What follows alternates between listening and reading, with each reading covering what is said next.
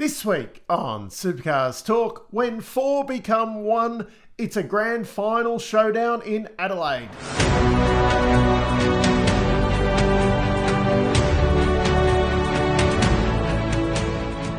Unfortunately, this week it is another somber start with news that Allan Moffat has passed away. I've got out. At first I thought, I think I've only got one Allan Moffat model, and then I started going through my collection, and I've also got the 86 Bathurst car with Brock. Believe it or not, Allan did drive some Commodores during his time in the category. I haven't got any of his older Falcons. I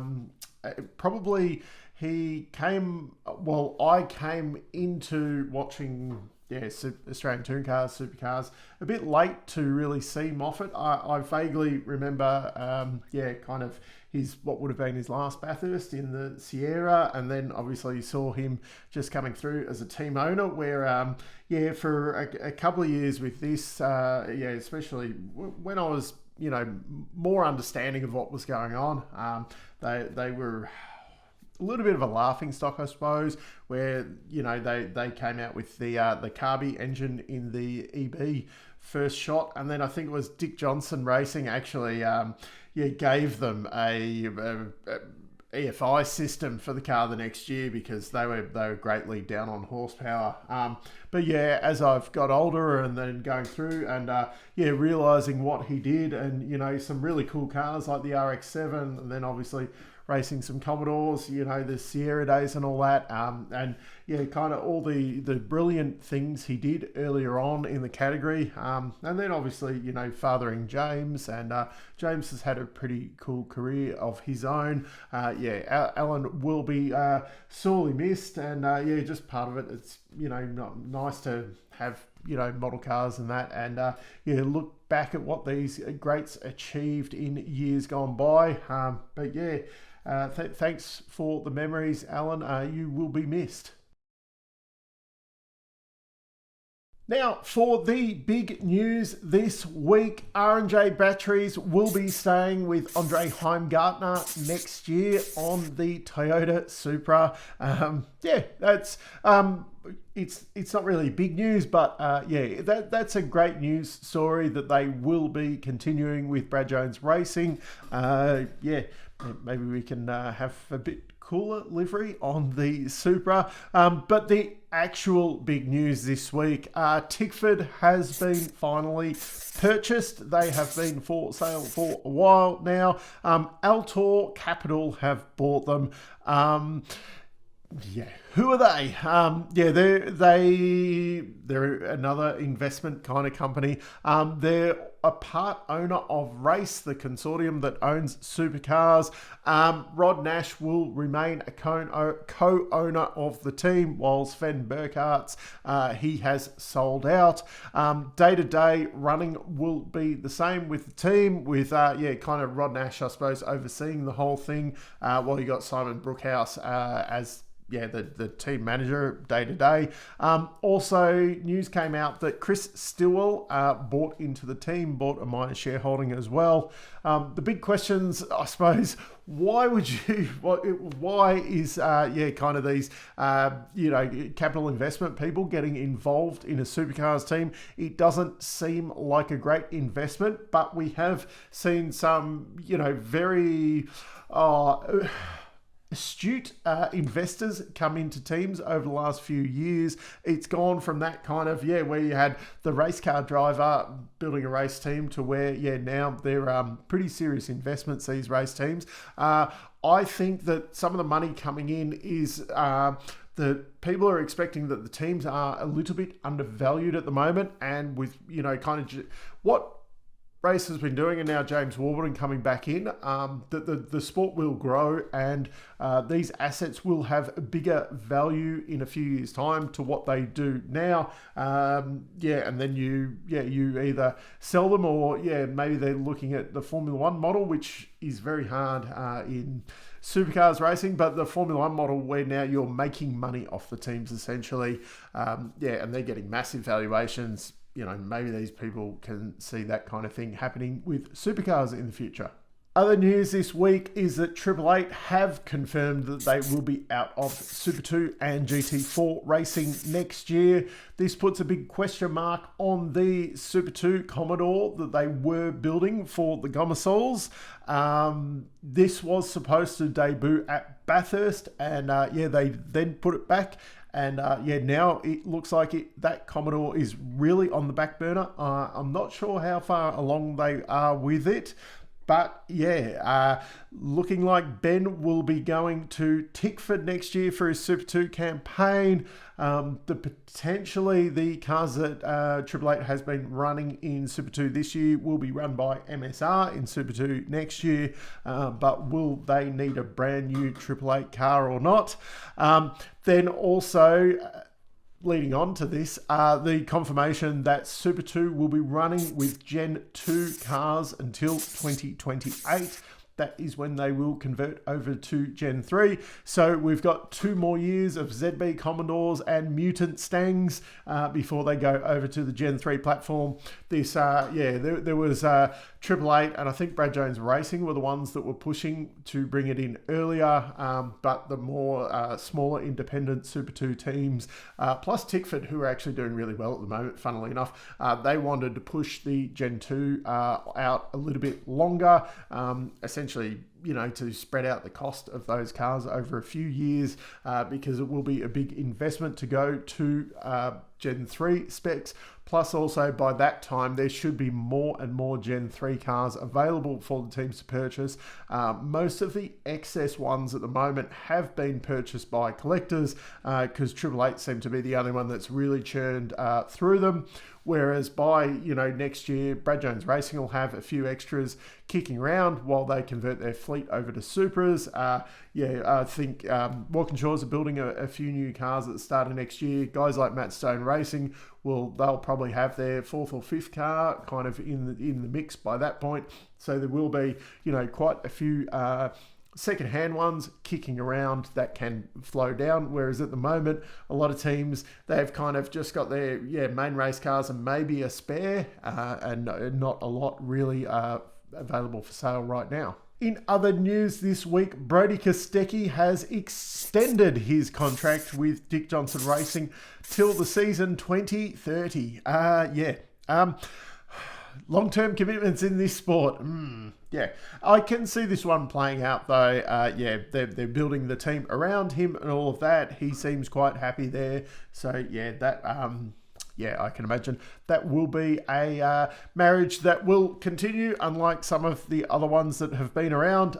Speaking of marriage breakdowns, Ludo Lacroix will be out of Premier Racing at the end of the year.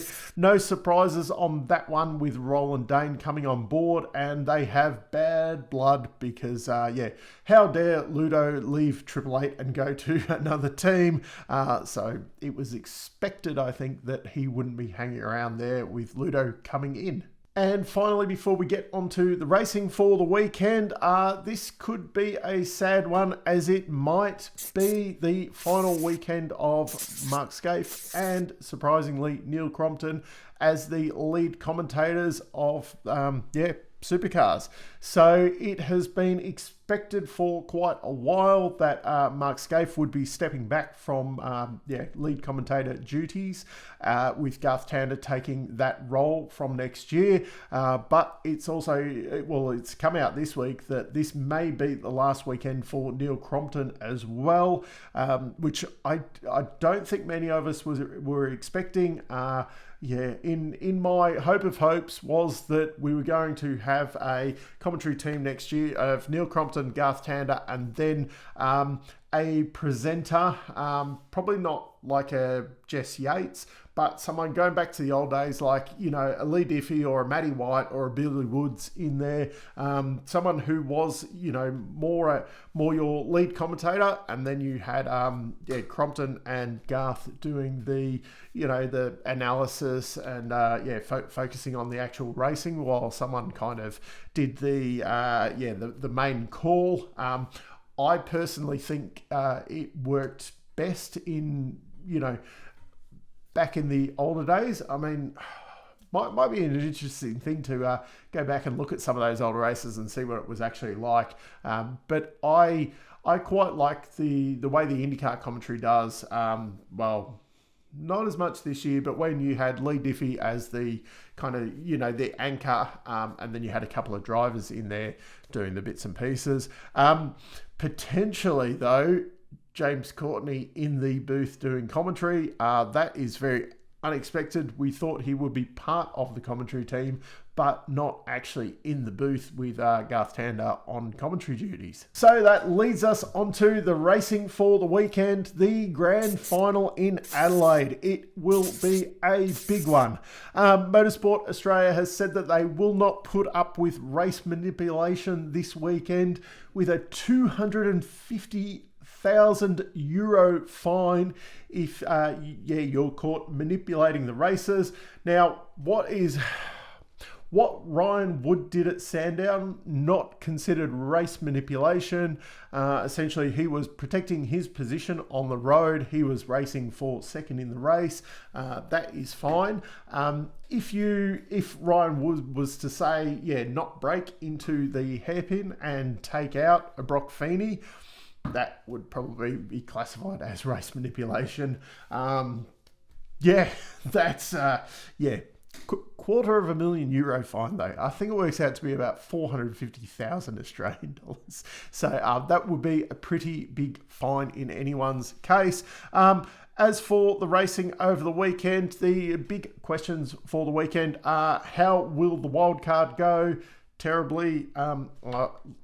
I'm expecting last in every qualifying session, and essentially I think we will see a lot of carnage this weekend. So as long as he stays out of trouble, he will probably get some results in the mid-teens, but I don't think he is going to be, I'm sorry, but I can't see Austin racing anyone over the weekend. I think he will have a very fun time and enjoy himself, but I don't think he is going to challenge anyone.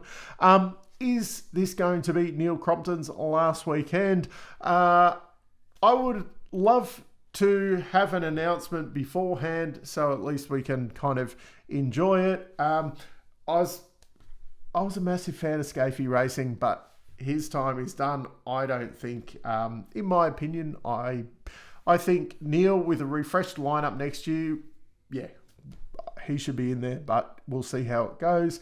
Will the number one go to a new manufacturer next year? So, it will.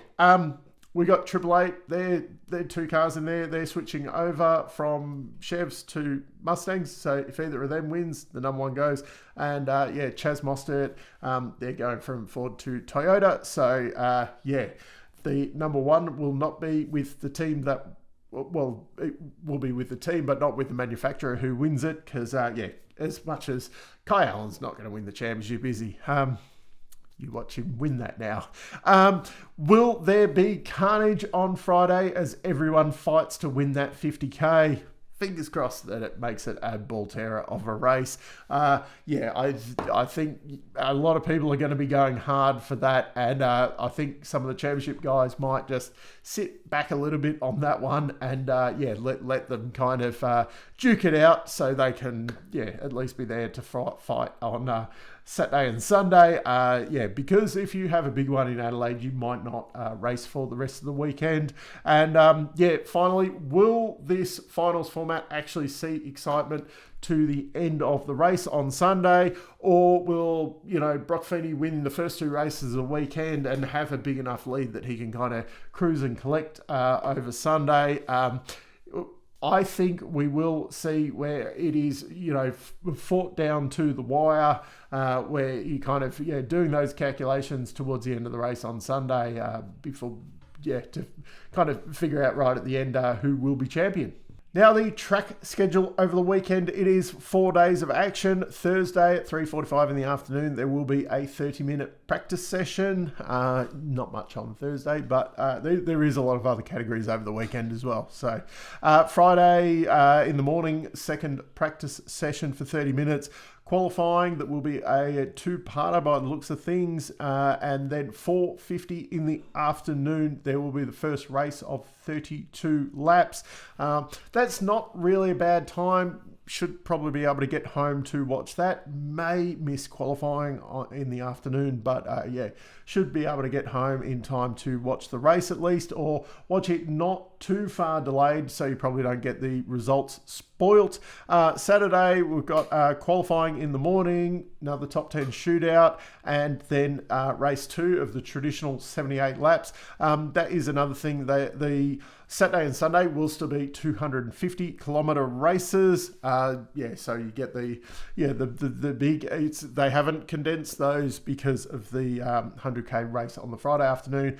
Sunday follows exactly the same timetable, except practice 1 is 5 minutes earlier for some reason.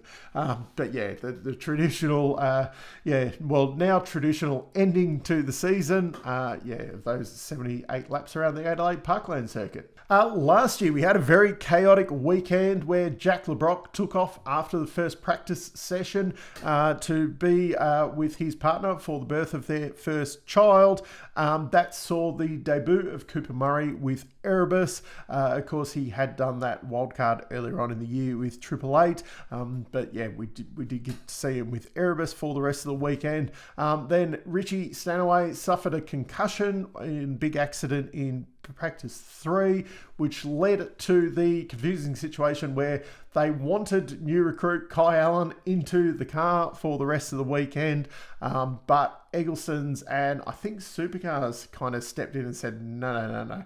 While he's doing Super 2, he's not going to do the main game. So then we had Dale Wood step into that car on Saturday. Then once the Super 2 Championship was over, Kai was allowed to jump into that car on Sunday. I think that's possibly, without a co-driver race, I reckon that's probably the first and yeah, so far only time where 3 drivers have actually taken part in a race weekend in one car. Yeah, they didn't have great results over the weekend, but it did give them a little bit of a start with their new teams. As for the actual proper results over the weekend, Will Brown was second on Saturday and then won on Sunday to seal his championship, while Brock won Saturday but could only muster 7th on Sunday.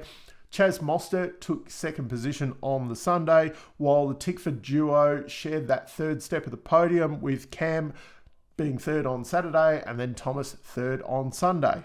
As for my predictions this weekend, I'm going to go out on a limb here. Will Brown, he may not figure out how to qualify properly. I think he will do a good enough job in qualifying and just be able to drive through the field like he has the last couple of weekends, and he'll take the win overall. Yeah, that's my prediction. At the moment, Will Brown for the championship. You watch that. You watch him stack it on Friday now and be out for the rest of the weekend. Anyway, I'm also predicting we see a surprise winner or two over the weekend. And I'm not talking, like Cam Waters' surprise win kind of thing. I'm talking like Courtney or Percat takes a surprise win in their final weekends. I'm not mentioning Will Davison in that one. I would love to see Will Davison I'd love to see the 3 of them take 1 win each, but I can't see it happening. And I'm fully expecting that nothing will go wrong for Woody this weekend, and he will finally get one of those wins that he's deserved for quite a while. Obviously, he did win earlier on in the year at Perth, but over the last few rounds, he has been in the box seat and kind of been shafted out of a few wins, I think. So that's it for this week's episode. Down in the comments, let me know your predictions for the weekend. Once again, sadly, some sad news to kick it off. I'd just like to thank everyone your kind messages last week over those who didn't watch last week, my puppy dog Dennis, we had to say goodbye to him last weekend, unfortunately. And just thank you to everyone for the kind messages. It's been a very tough week around this household, and then things like this happen as well. But we've been focusing on the good times, and that's been getting us through. And also we did inherit a puppy. He was about 18 months old. We inherited him about 18 months ago. So he's 3 now, and we've been focusing a lot of attention on him, and he's really been kind of looking after us and cheering us up this week. So I offer a very sad situation, but just trying to still focus on some of the positives. And until next time, when we have a 2025 champion to talk about, I'm still Dave, and I'll catch you later.